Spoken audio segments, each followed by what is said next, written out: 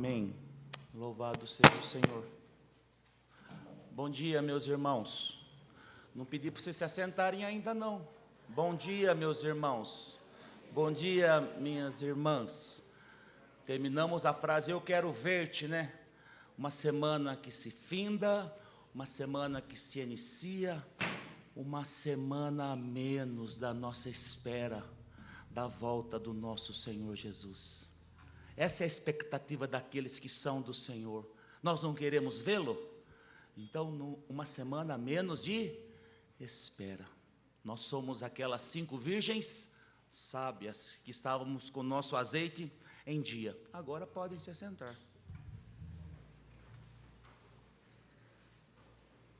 Já vou startar aqui o meu cronômetro. É uma piada interna nossa, mas 99% da igreja sabe. Eu quero fazer alguns registros aqui antes de começar a minha fala, que vamos falar sobre essa temática, para que tudo te vá bem, né? A arte bíblica de viver bem, à luz da sabedoria de Provérbios. Vou falar de relacionamentos hoje, de relacionamentos bíblicos, relacionamentos cristãos, e farei um recorte nesses relacionamentos, falarei sobre amizade, e por falar sobre amizade, quero fazer aqui alguns registros, né? O presbítero Anivaldo esteve conosco domingo passado, já está aqui conosco, esteve um período ausente por motivo de doença, o nosso amigo, moreno, alto, bonito e sensual, o Anivaldo, faz muita falta, ele é muito carinhoso, um presbítero que nos valida, que nos apoia, que nos suporta. Então, faço o meu registro aqui da nossa gratidão a Deus pelo seu retorno, e ele me cobrou, porque o presbítero não tem pregado. Eu falei, culpe o pastor, porque quem faz escala é o pastor. Brincando. Dezembro eu tive a agenda do presbitério, por isso não pude pregar na minha escala. Espero logo diminuir um pouco a minha agenda para poder estar mais com os irmãos. Espero, vamos ver. Registro também aqui que agora nós temos em nosso conselho mais um presbítero aposentado, reverendo Wellington. A turma está ficando velho mesmo. Presbítero Fábio agora, Débora, casado com um aposentado, hein? Deus seja louvado. Luciane, fique tranquilo, eu vou trabalhar até os 80 para você não ter esse problema. E aqui na igreja você presbítero até os 90 só, tá, irmãos? Então, fiquem tranquilos também. Faço mais um registro dos nossos presbíteros. Hoje pela manhã recebemos uma notícia extremamente boa. A documentação do visto do presbítero Kleber para ele retornar aos Estados Unidos está concluída. Logo teremos novamente o nosso status de presbítero internacional. O presbítero Kleber voltará aos Estados Unidos, estará novamente trabalhando na nossa congregação lá em Massachusetts, não sei se é assim que se pronuncia, mas enfim, motivos de muita... O Kleber falou que está certo, é Massachusetts mesmo. Ele gosta do frio, um presbiteriano. Não sei porque eu falei isso, né? Presbiteriano e frio não tem nada a ver. Mas então são motivos de alegria. E o último registro que eu faço é a minha gratidão a Deus. E vocês que não estiveram na aula da Escola Bíblica Dominical, perderam uma aula do nosso irmão Alex. Deus te abençoe, Alex. Fiquei pensando que o teólogo norte-americano, o John Frame, ficaria feliz de ver um jovem dando uma aula na escola bíblica dominical, se valendo da sua estrutura teológica, né? Uma aula normativa, a palavra de Deus guiando a exposição do Alex, o contexto histórico, situacional, a realidade dos nossos dias e, por último, a realidade do coração do homem, existencial. Então, normativa, situacional e existencial. Uma aula robusta, bíblica. E o coração do presbítero aqui ficou mais do que alegre, começando a aula citando Abraham Kuyper, um cara que trouxe tantos bens para a Igreja de Cristo, citando Barth, até Barth saiu hoje, reverendo. Os conservadores tremeram, mas aí veio Cornélios Vantio e finalizou com Doivert. Louvado seja Deus por essa aula tão boa, e os irmãos que não participaram perderam. Irmãos, é um privilégio que nossa igreja tem de contar em seus quadros com professores tão capacitados e tão preparados. Existe um pano de fundo disso, uma conspiração divina, como nos ensinava Dallas Willard, já citando teólogos, é que nós somos frutos do ministério do Invisible College. Faço aqui o meu momento jabá, né? O trabalho da vida do reverendo Pedro Dutti, muito novinho, mas que tem feito uma contribuição significativa para o crescimento teológico em nossa igreja, em nosso país. Então, todos nós somos, de certa forma, herdeiros dessa tradição do Invisible College. Deixo aqui a minha gratidão e o meu registro ao ministério tão abençoado desse irmão aqui. Vários irmãos são frutos desse ministério.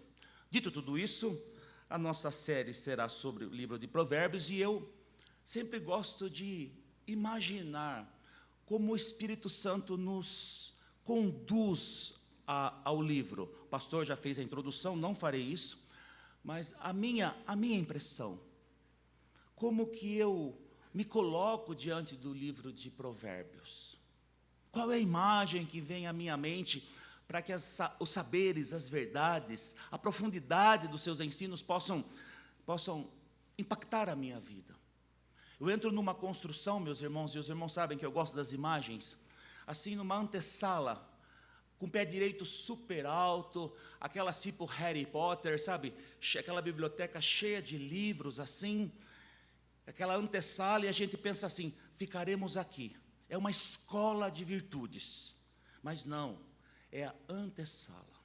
Caminhamos mais um pouco nesse corredor largo, comprido, que é o livro de Provérbios, e vamos vendo várias salas, e não são salas de aula, são oficinas de virtudes.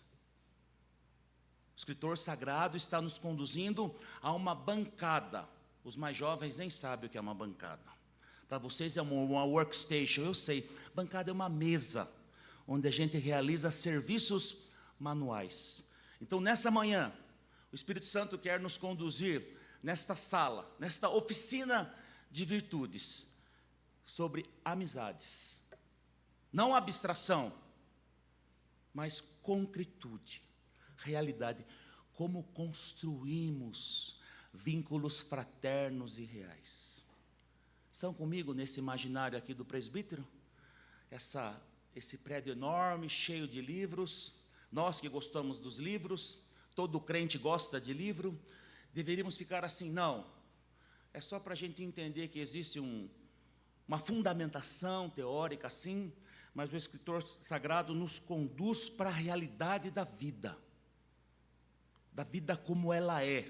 Meu momento Nelson Rodrigues aqui, a vida como ela é, sem abstração, uma homenagem ao Luiz Felipe, meu amigo, sem tergiversações. Pegaram o código agora, Djanira? Sem tergiversações. Dei um Google depois da mensagem, tá? Sem tergiversações, sem ficar cercando o Lourenço, traduzindo para o nosso idioma. Ele nos conduz, então, a esta oficina de virtudes. Como nós podemos viver bem? Como nós podemos refletir com as nossas vidas a realidade do Evangelho? Nós precisamos aprender. Aprender. É isso que o livro de Provérbios nos ensina. Como vivemos a integralidade da vida. Alex nos ensinou um termo teológico robusto nesta manhã, as esferas de soberania. Tem dessas, meus irmãos, teologia refinada. Mas para nós, como nós vivemos, nós precisamos aprender a sermos bons amigos.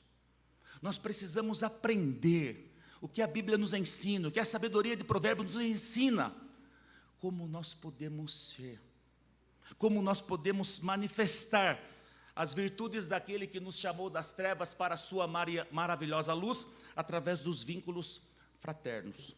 É isso que eu gostaria de falar com vocês hoje. Vamos lá? Sabedoria nos relacionamentos é o tema da minha mensagem.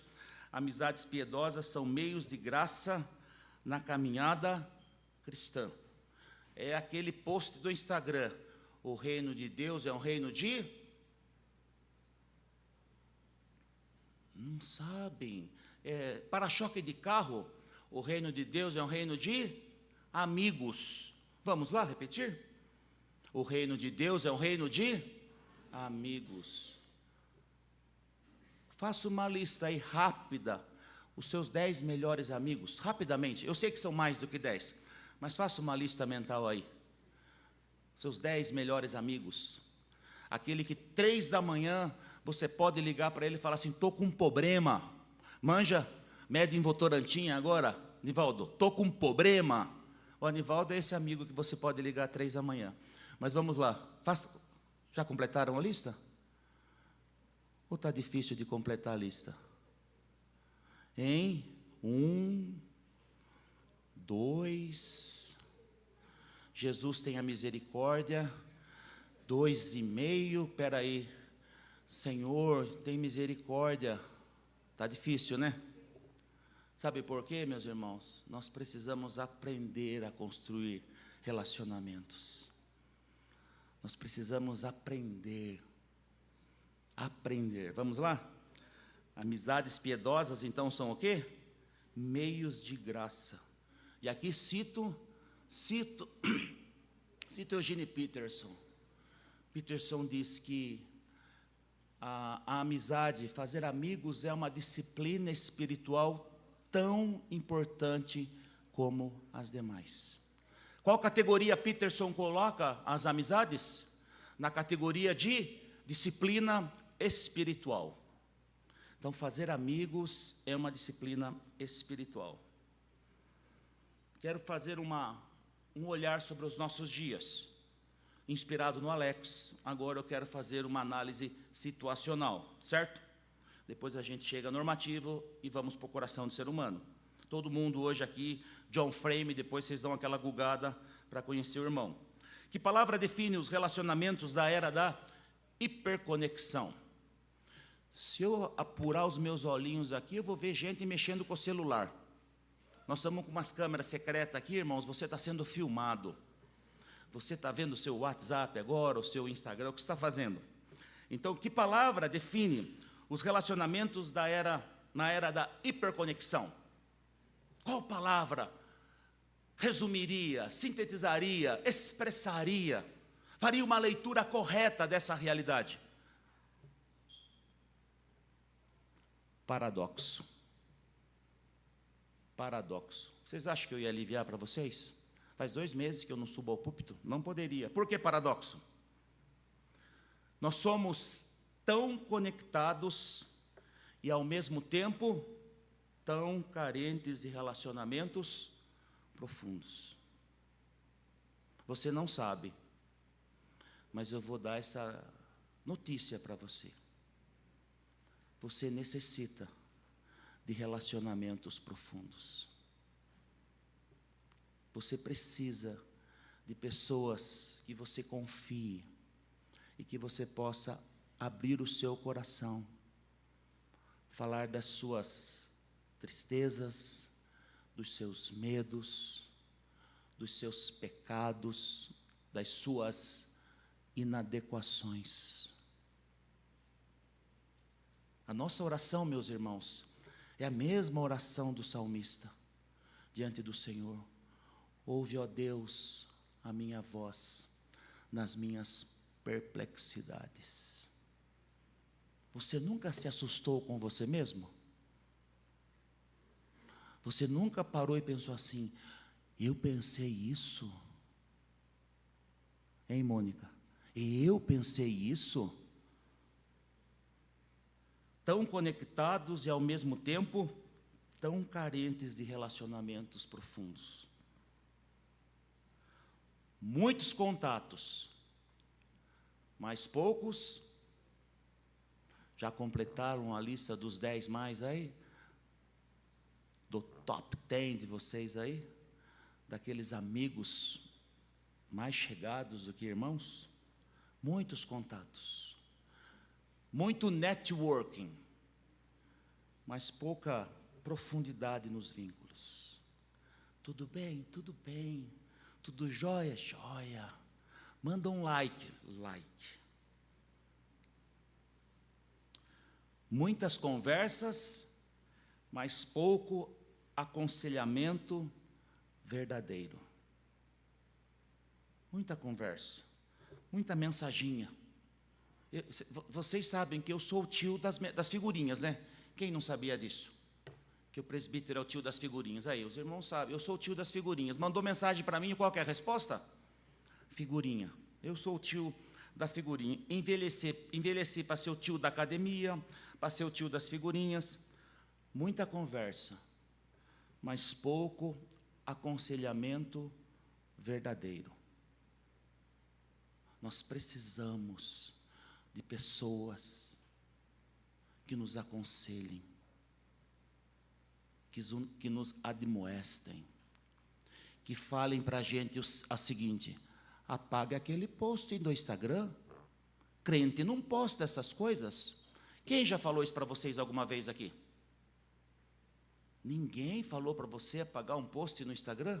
Tudo crente, né, reverendo Luiz? Louvado seja Deus. Então, nós precisamos de aconselhamento verdadeiro. Nós estamos vendo as pessoas se desviando do Senhor e nos calamos. Nos calamos por duas razões. Porque a pessoa não quer nos ouvir. E qual é a segunda razão? Qual é a segunda razão? Porque nós não queremos falar. Porque se você perguntar, deu ruim. Paradoxo. Muitas palavras, mas pouco o quê? Sabedoria. E nós não podemos perder a nossa visão e não deixarmos de ter os nossos olhos fitos numa realidade da sabedoria de Provérbios. A sabedoria de Provérbios tem um nome. Para nós agora, leitores privilegiados desse livro. E qual é esse nome da sabedoria de Provérbios? Qual é? Jesus Cristo. Então, muitas palavras, mas pouca sabedoria. As pessoas estão vivendo uma realidade à parte de Deus, indo para uma realidade, para uma eternidade sem Deus. E essas pessoas cruzam em nossos caminhos todos os dias. E elas são aconselhadas por muitas vozes, como nos ensina o apóstolo Paulo. E nenhuma voz não tem significado. Mas quem tem uma palavra de Deus para ser um amigo verdadeiro somos nós, que conhecemos a verdadeira sabedoria, que é Jesus Cristo. Reverendo Wellington aqui às vezes se esbraveja aqui, anunciando o evangelho da graça de Deus, mas ele não conhece a Maria que trabalha com você. Conhece, a Maria que trabalha com o irmão aqui da esquina? Não conhece, nunca vai ver, ele nunca verá. Deixa eu melhorar meu português aqui, ele nunca verá. Mas o evangelho pregado aqui, no seu coração, alcançará aquela irmã, aquele irmão, aquela pessoa. Muitas palavras, mas pouca sabedoria. E o resultado disso qual é?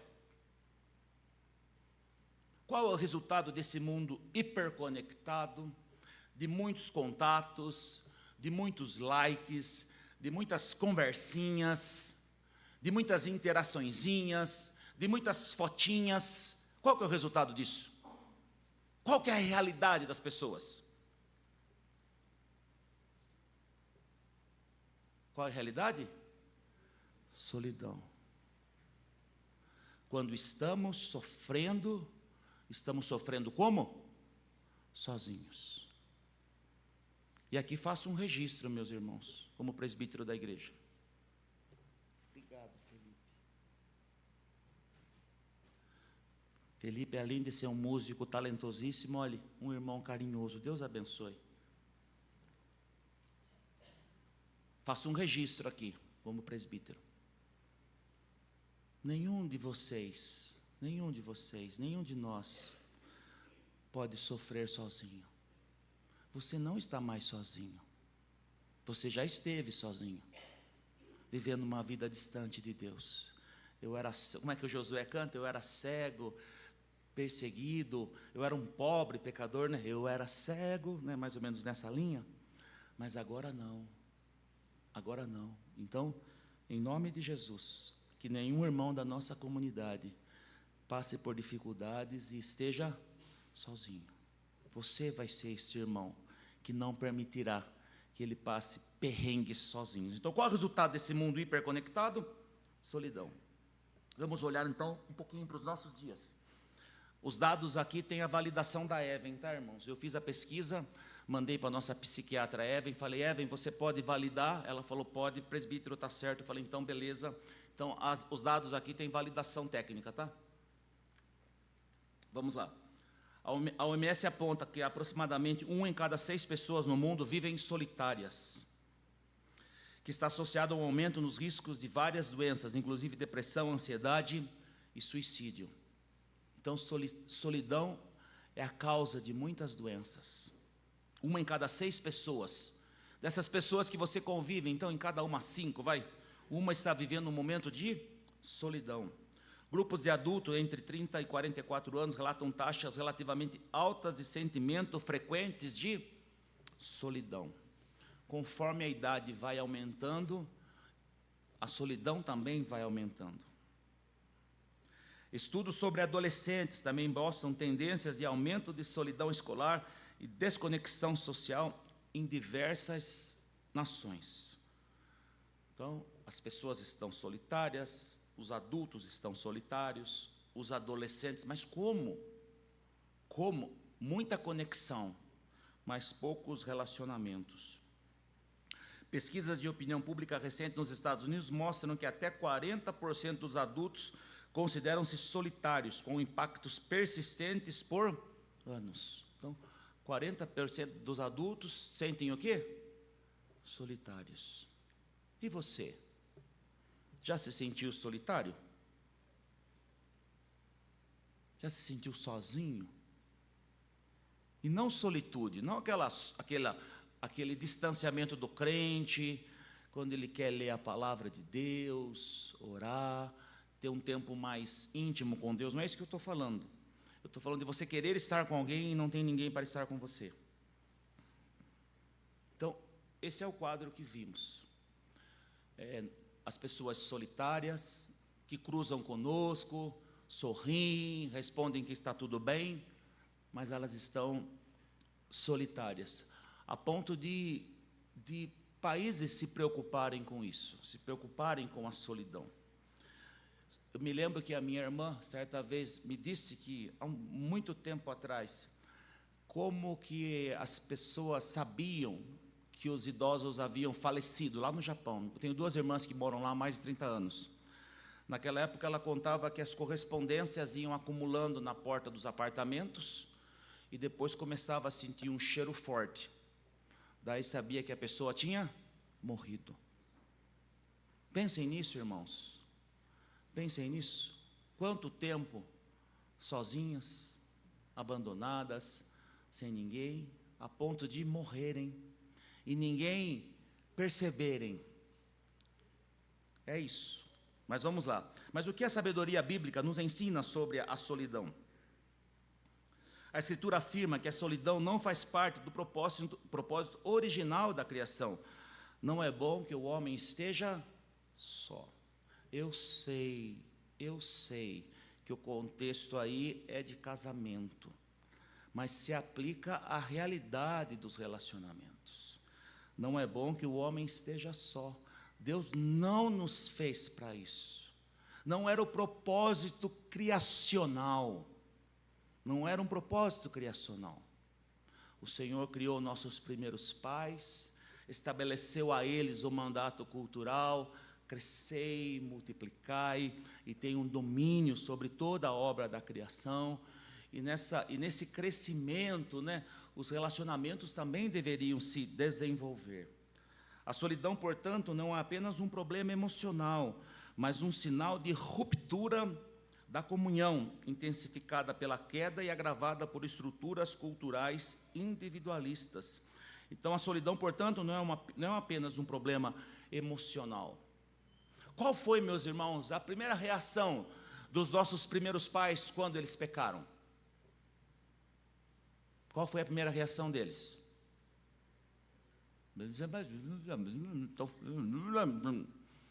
Eu não conheço esse idioma. Não tenho esse discernimento espiritual. Eles se viram como? Nus. E fizeram o que de Deus? Se esconderam. Fugiram. Então, a ruptura, a primeira marca, a solidão é fruto, meus irmãos, dessa fuga do ser humano, da comunhão com Deus, e como reflexo dessa fuga da comunhão com Deus, uma fuga do relacionamento uns com os outros. Essa é a marca do pecado. O homem sem Deus, prestem atenção nisso, o homem sem Deus é um homem num estado de fuga. O Alex citou Romanos capítulo 1, sobre os homens têm conhecimento de Deus, mas negaram essa verdade. Então os homens têm essa consciência e eles fogem. Então não é apenas emocional, mas ruptura de comunhão. A espiritualidade cristã combate a solidão ao reorientar o indivíduo da autossuficiência para a interdependência graciosa. Traduzindo, né? O que a espiritualidade cristã e a sabedoria de Provérbios caminham na direção de que nós precisamos uns dos outros. Irmãos queridos, nós precisamos uns dos outros. Nós não somos autossuficientes. Nós precisamos uns dos outros para sermos melhores crentes, para sermos mais efetivos na obra da missão, para que o nosso pastor seja um melhor pastor para a nossa comunidade. Ele precisa de cada um de nós. Para que os nossos presbíteros sejam presbíteros melhores para vocês, nós precisamos de cada um de vocês. Os nossos irmãos diáconos e assim por diante, nós precisamos um dos outros. Cito agora aqui Dietrich Bonhoeffer, num livro considerado um livro necessário, que todo cristão deveria ler antes de morrer, mas eu vou dar é um livro bem difícil de ser lido, inclusive, que é Vida em Comunhão, um clássico da literatura cristã. E olha a profundidade da afirmação de Dietrich Bonhoeffer, caprichando aqui na pronúncia. O Cristo no coração do irmão é mais forte do que o Cristo em meu próprio coração. Frase de Instagram, eu sei, mas está no livro Vida em Comunhão, do Dietrich Bonhoeffer. O que significa isso, meus irmãos? O Cristo no coração do irmão é mais forte do que o Cristo em meu próprio coração. O que significa isso? Significa que aquilo que Cristo tem feito na vida do meu irmão, que servirá de suporte para a minha vida, faz com que a vida de Cristo nele seja mais intensa para mim do que a própria vida de Cristo em mim, nos momentos em que eu estou como? Fragilizado. Vocês entendem isso? Nós não somos nem mais nem menos quando somos suporte para os nossos irmãos. Qual é o imperativo bíblico do apóstolo Paulo? Suportando-vos uns aos outros no temor de Cristo. Suportando não é aguentando, tá, irmãos? Eu sei que o português às vezes prega peças na gente, mas é sendo o quê? Suporte. Então, o Cristo no coração do irmão, nesses momentos de fragilidade minha e sua, o Cristo é mais forte no coração do irmão. Então, logo, nós precisamos uns dos outros. Agora sim, vou entrar no texto bíblico depois de 28 minutos. Não serei tão longo, confesso. O amigo ama, vamos ler juntos, para não ficar tanto monólogo? O amigo ama em todos os momentos, é um irmão na adversidade. Prestem atenção no que vocês leram. Vocês confessaram a palavra de Deus como comunidade de fé nessa hora. O amigo ama em todos os momentos. Em todos os momentos. Vamos lá? Na sabedoria bíblica, a amizade é o antídoto de Deus contra a solidão. Falei de relacionamentos no modo geral, agora eu quero pegar minha objetiva na amizade. Na sabedoria bíblica, então, a amizade é o antídoto de Deus contra a solidão. 40% das pessoas adultas são solitárias. Elas precisam o quê? Conhecer amigos verdadeiros. Quem das pessoas que estão por aí no mundo tem discernimento e conhecimento para serem amigos verdadeiros? Quem? Levante a mãozinha. Nós. Cadê a mãozinha levantada? Cadê a mãozinha levantada? Cadê a mãozinha levantada? Levanta a mãozinha. Nós. A sabedoria de Provérbios nos ensina aqui: a amizade não é circunstancial. Essa é a regra de ouro da cultura. É circunstancial. Não. A amizade de Provérbios, nessa oficina de virtudes, não é circunstancial. O amigo ama em todos os momentos. Claro que é legal os momentos legais. Claro que a gente curte sair para comer uma pizza, tomar um suco de uva fermentado, se encontrar, ir numa festa. É fermentado, eu falei fermentado? Foi erro meu. Nosso pastor, que é especialista em vinho, jogar a bola para ele. O amigo ama em todos os momentos. Se vivemos numa cultura utilitarista, se vivemos numa cultura narcisista, se vivemos numa cultura egocêntrica, se vivemos na cultura do networking, dos relacionamentos por interesse, nós, os discípulos de Cristo, somos aqueles que são capazes de romper com esse ciclo da não graça e estabelecermos vínculos fraternos com aqueles que não têm o Senhor. Eu vou tocar nisso depois. Não depende da conveniência. Não depende da conveniência. Nós desenvolvemos os nossos vínculos fraternos por conveniência. E a sabedoria de Provérbios diz: não é assim.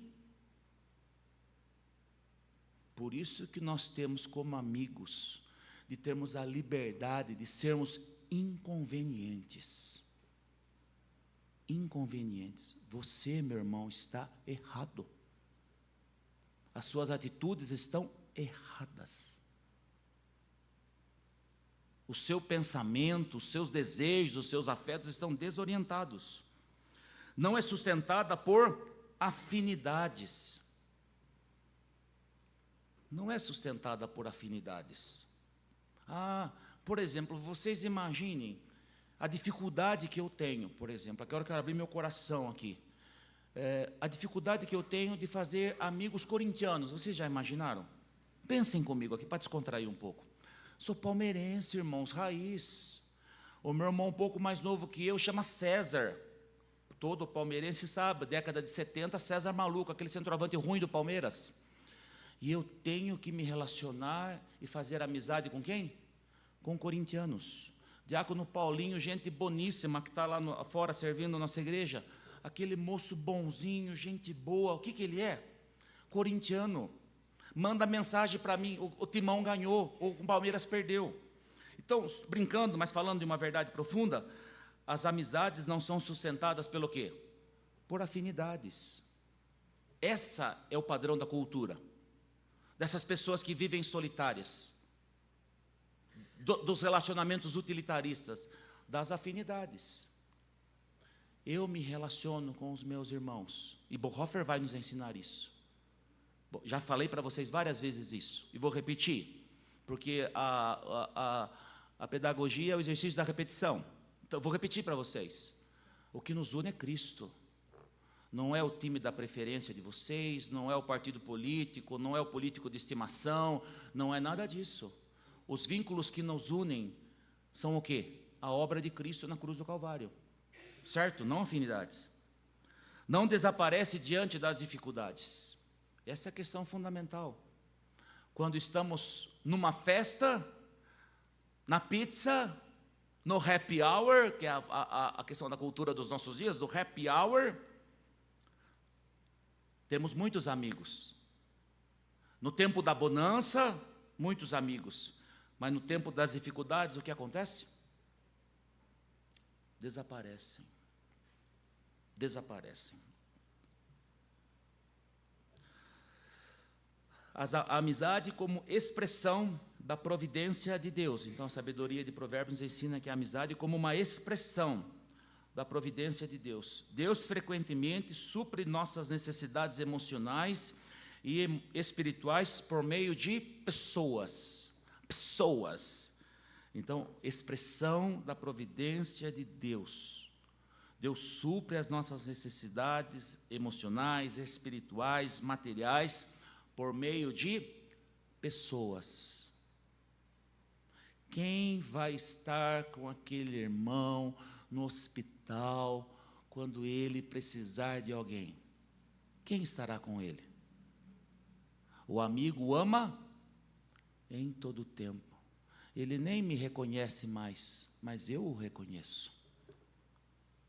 Amizades fiéis são instrumentos da graça de Deus e dádivas do Senhor. Um amigo, meu irmão, meus irmãos, é um presente de Deus. Eu tenho uma expressão sobre isso. Os meus amigos são presentes de Deus em minha caminhada,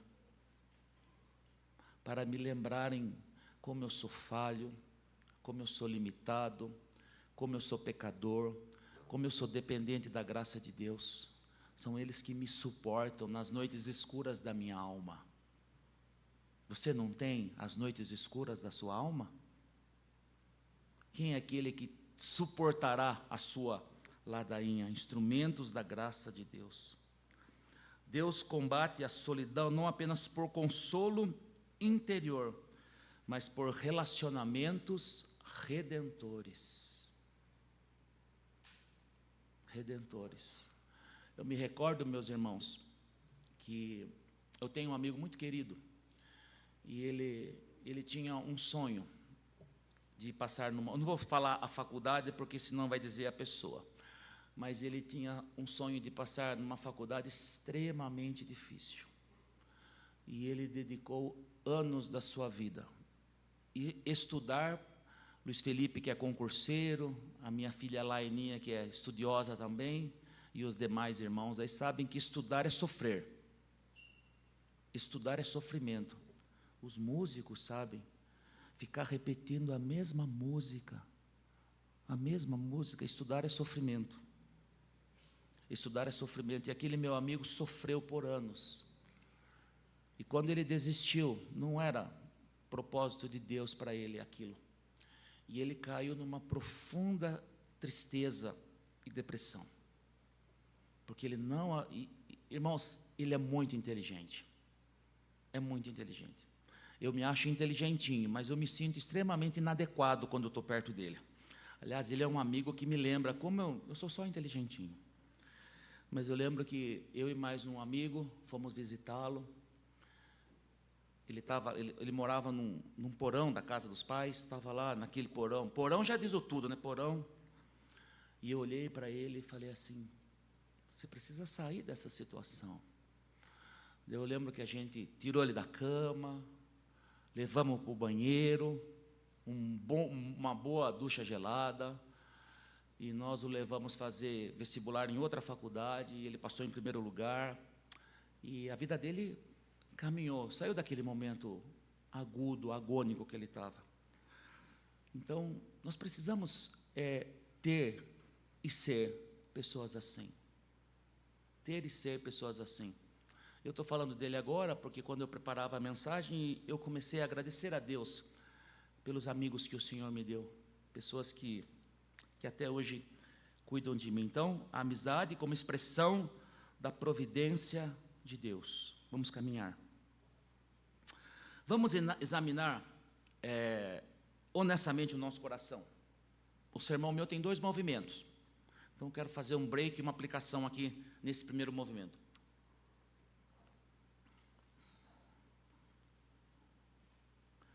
Você tem sido um amigo constante ou apenas conveniente?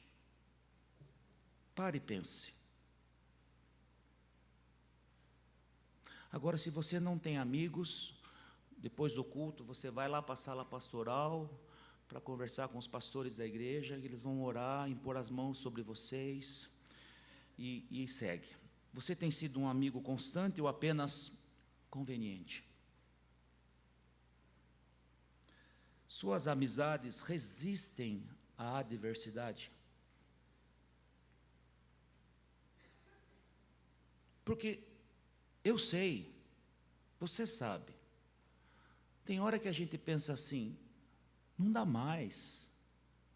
Esse cara, essa coroa, não dá mais.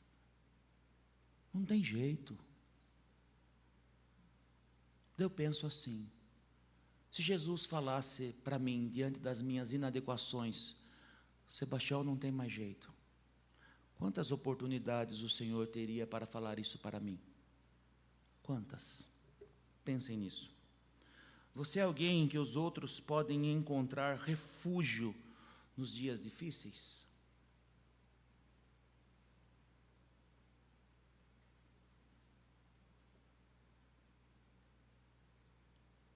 Você é alguém em que os outros podem encontrar refúgio nos dias difíceis? O amigo ama em todos os momentos. Em todos os momentos. Repito, pizza depois do culto da noite, maravilhas pentecostais. Agora, no momento da depressão, da dor, das dificuldades, nós temos sido esses amigos. E agora aqui quero fazer o gancho para aquilo que eu falei sobre que nós somos em Cristo capacitados para sermos esses amigos que as pessoas precisam. Nós somos esses sinais visíveis da graça de Deus em meio a essa multidão de pessoas solitárias. E aqui me valho da sabedoria de um cara que muito me ensinou e até hoje me ensina, o Henry Nouwen. Hospitalidade é tornar o estranho amigo. A verdadeira hospitalidade cria um espaço onde aquele que é estranho pode deixar de ser estranho e se tornar amigo. Nós cruzamos, convivemos com pessoas que não são nossas amigas, que não confessam a fé que nós confessamos. Mas só existe uma maneira daquela pessoa que é estranha tornar-se um amigo. Nós possibilitando a elas esse espaço que se chama o quê? Hospitalidade. Hospitalidade é esse espaço onde o estranho vai fazer o quê? Tornar-se um amigo. Pensem nisso. Segundo versículo que eu quero me valer nessa manhã, na segunda metade da minha mensagem. Será mais curta, prometo. Quem tem muitos amigos pode chegar à ruína, mas existe amigo mais apegado que um irmão. Vamos ler juntos? Vamos ler? Quem tem muitos amigos pode chegar à ruína, mas existe amigo mais apegado que um irmão. Vamos lá? Da superficialidade dos likes à profundidade da verdadeira amizade. É isso que o escritor sagrado está nos ensinando. A gente gosta de postar alguma coisa no Instagram e receber o quê? As curtidas, não gostamos? Hein? A gente capricha na fotinho, faz aquele filtro, mas isso é tudo superficial. Da profundidade, superficialidade dos likes, a profundidade da verdadeira amizade. A sabedoria bíblica, então, confronta a lógica da superficialidade das redes sociais. A solidão não é resolvida por muitos contatos, mas por poucos relacionamentos verdadeiros. Nós não temos tempo de vida para termos muitos amigos. Essa é a realidade. Amigo dá trabalho. Vocês sabiam que ter amigos dá trabalho? A gente convida um amigo para jantar na casa da gente. Eles vão embora todos felizes. Precisa ajudar? O que a gente responde? Hein? Precisa ajudar? O que a gente responde? Imagina, coloca tudo na máquina, né? É pouquinha louça. É pouquinha louça. A pia... A Luciane está rindo lá, sabe por quê, Mônica? Porque quem lava a louça lá em casa? Ela está rindo, olha a cara de feliz dela. A cara de feliz, rindo à toa. Deus tenha misericórdia dessa pecadora. Vamos lá. Então, não é quantidade. É o quê? Qualidade. Poucos relacionamentos, mas relacionamentos como? Verdadeiros.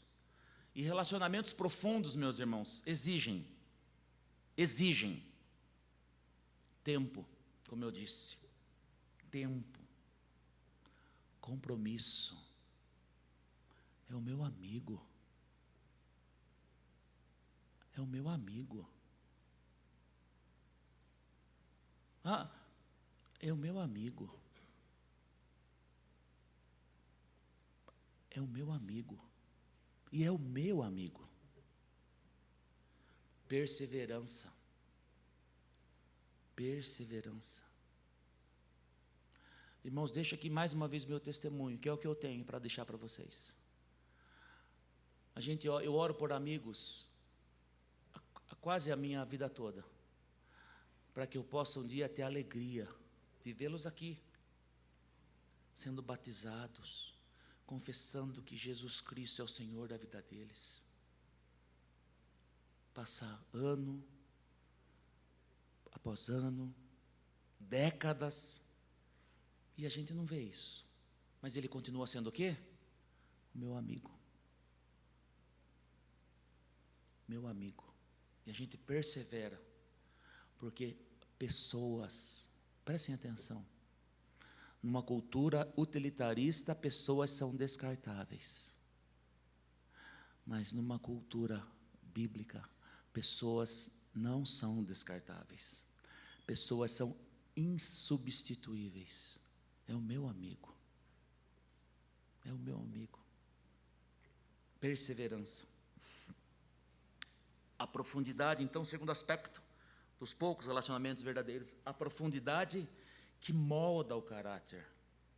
O amigo mais chegado que um irmão é aquele que,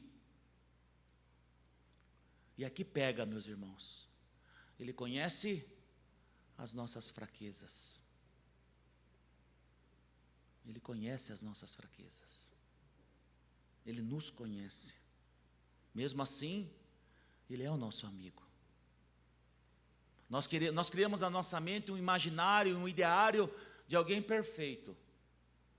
Você quer conhecer uma pessoa bem imperfeita? Todos os dias você se defronta com ela de manhã. Você conhece? Ainda no seu pior momento, né? Quem acorda bem aqui?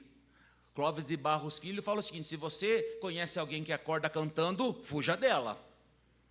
Você acorda como? Deus tenha misericórdia. Não se afasta por causa delas. Não se afasta por causa delas. Conhece as nossas fraquezas, não se afasta por causa delas. Nos ajuda a crescer, apesar delas. Apesar delas. Apesar delas. À luz daquilo que Jesus faz conosco todos os dias, na poesia do Josué Rodrigues: a minha alegria é o Senhor, que conheceu a minha alma e não a desprezou. Conhece essa, Lu? A minha alegria. Você precisa ouvir mais Josué Rodrigues, tá? Por favor, fica a dica do presbítero. A minha alegria é o Senhor, que conheceu minha alma e não a desprezou. Esperando desse Deus que me fortalecerá, eu vencerei até o que for mais forte do que eu. Daí a música continua, a poesia. Então, o reflexo desta obra de Cristo em nossas vidas é que os nossos amigos verdadeiros, nos conhecendo, perseverando, caminhando conosco, nos ajudam a crescer. São eles que farão de nós pessoas melhores, meus irmãos. Nos confrontam, então, por último, em nossos erros. Nós precisamos disso.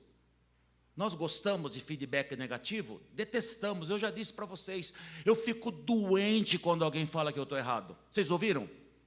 Como que o presbítero fica quando alguém fala que eu estou errado? Eu fico doente. Eu chego em casa, eu fico de joelho no milho. Falo, pecador. Eu quero morrer, meus irmãos. Vocês têm noção disso? Vocês têm noção disso? Sou eu. Mas eu preciso de alguém que fale o que para mim? você está errado. E você também precisa disso. Nos confronta em nossos erros. E eu não estou exagerando, viu? Não é exagero de pregador. Quero caminhar citando o Ricardo Barbosa, um cara maravilhoso demais também. Demais da conta. A comunhão cristã, o espaço onde Deus nos amadurece por meio de pessoas imperfeitas, como eu e você, mas comprometidos com o amor. Ricardo Barbosa de Souza. A comunhão cristã, então, é o espaço onde Deus nos amadurece por meio de pessoas imperfeitas, mas comprometidas com o amor. Já chegando ao fim, então, meus irmãos, da minha